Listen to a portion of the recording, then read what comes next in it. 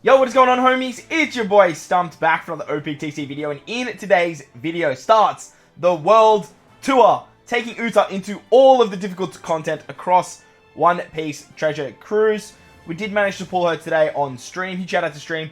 Link in the description. Make sure to come out and hit me with a follow if you guys want to join the streams. And then we sort of took her to some hard content, like while we were streaming. So we're going to start off today at the Kid Forest, and then we're going to do like Dofi 2 and Rev 2, and we might try some Grand Voyage, stuff like that as well. But if you're enjoying the video, don't forget to go down there and belt the like button for me. Let me know your thoughts and opinions in the comment section, or if you summoned as well for Uta. Let me know how you're finding her.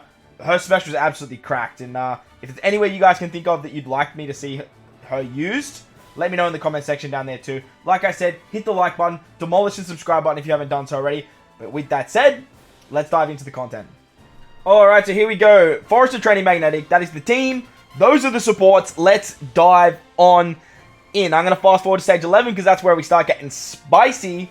But let's check out how she performs in some forest content. Alright, Apu, bring it on, homeboy. So, we're over here on stage 11, and I'm going to give you guys a little bit of a sneak peek. Uta is so good. If you guys were in stream, you would hear me basically just, like, gassing her up, like, massively. But she has so much power output, and in my opinion, she has, like, one of the best specials in the entire game. Not only that, but she's an int-based booster, and int is, like, one of the best colors in the game alongside Sai. And then she's a striker and cerebral booster. With strikers, they have a little unit called Whitebeard and Roger. And if you guys know me, you guys will know that this unit, in my opinion, is the best unit in the game.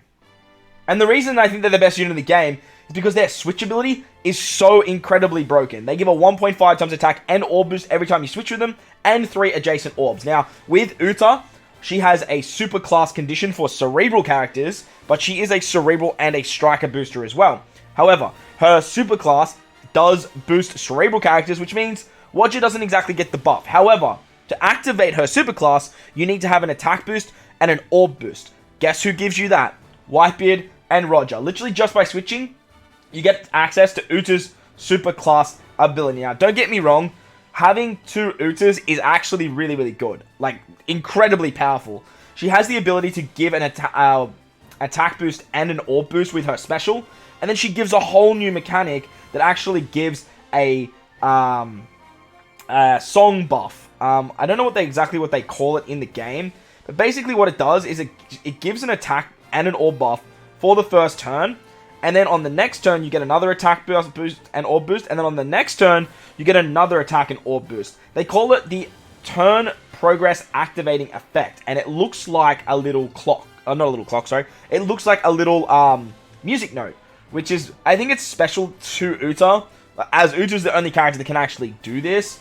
And basically, I think what it does is it just sort of increases the effect that was previously applied. But we don't have a lot of information on this particular effect so far, as Uta is the only character that has that. On turn 1, she gives a 2.5 times attack boost and double slot effects for cerebrals and striker characters. On the second turn, it goes up to 2.75 and 2.25. And on the third turn, it becomes a 3 times attack boost and a 2.5 times orb boost.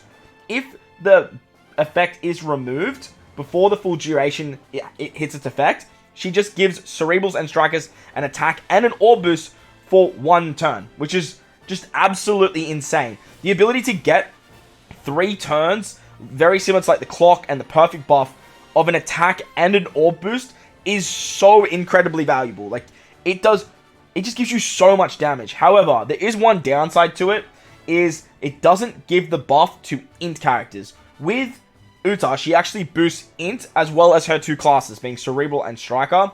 But with her special, she doesn't actually boost int characters. So just be mindful of that when you are building your teams. You guys will probably notice I do have the new Brook on this particular team. And when we do use this amazing special that we actually are looking at right now, it won't actually give Brook the buff, unfortunately. He's a free spirit and a slash unit, so unfortunately, he just doesn't get that buff. However, if you are running 2 Utas, Uta, I don't know how to say it. Basically what she'll then do is she will change all slots, including block slots, to int, lock the slots for 2 turns, and give a 1.4 chain boost. If you have the little song buff, or the turn progress activation effect. Now, as you guys will see there, it literally looks like a little music note with wings. It's very, very specific to Uta. Like, it's very, very specific to her. And she's the only character in the game that actually has this ability so far. But as for her special ability, in my opinion, she has one of the most powerful specials in the game. Because not only do you get the attack and the orb boost on turn 1, you can then carry it into the next turn and into the turn after that. But if they wipe it away, which you guys will see in stuff like Heavenly Demon 2 and whatnot, she just gives an attack and an orb boost anyway. And it can't be interrupted. On this stage against Basil Hawkins, normally if you use an attack boost, Hawkins has an interrupt. But because you get this, like, after turn progress bullshit that she has, it just doesn't even matter. You just get it. You just win. Plus, her super class works very, very well with her special, which I do love to see. Basically, because she gives 3 turns, like, it's basically 5 turns, really, because, like, you can carry it into 3 stages. But because she gives the attack and orb buffs herself, it activates her super class. Her super class not only makes Cerebrals super class Cerebrals, but it also gives the plus buff, very similar to what Odin does for Free Spirit and Slashes. And what this means, it adds 0.25 to your attack boosts and your orb boosts that would benefit any Cerebral or Striker unit. So as long as it boosts Cerebrals and Strikers, it will also give the plus. So anything Rainbow includes this. So Whitebeard and Roger, you can just switch and then you can use their the super class. Then every time you switch for the next 3 turns with Roger, you'll get a 1.75 times attack boost, which is just incredibly strong. Like, it's just absolutely insane how much damage output you actually have with this ability. Plus, she gives a 30% heal, which is actually very, very handy. Not for every piece of content, but, like, for, like, majority of content, a 30% heal is definitely nothing to scoff at. It's still very, very handy to have. It's still very, very valuable to get that heal. And this particular character is incredibly strong. She gives herself 4 turns of cooldown at the start of the quest, which is great because, like, you can get her special ready by turn 3, and then you're pretty much Gucci. And then just fill the rest of the team out with, like, utility and special cooldown, and that way you can just beat the content. She removes paralysis with her captain ability too, which is just absolutely insane. 10 turns of paralysis removal, 10 turns of special reverse removal, and then just being a flat rate 5.25 to int, Cerebral, and Strikers is very, very versatile. It's very, very fun, and it's very, very strong. She's an incredibly powerful unit that also has a final tap. It's basically just Yamato, like, she's basically just a Yamato new and improves. She adds 2.25 to the chain multiplier, where Yamato would, like, double it. So she gets that extra 0.25, which is nice to have. But she doesn't get the Wano orb that, what's it called?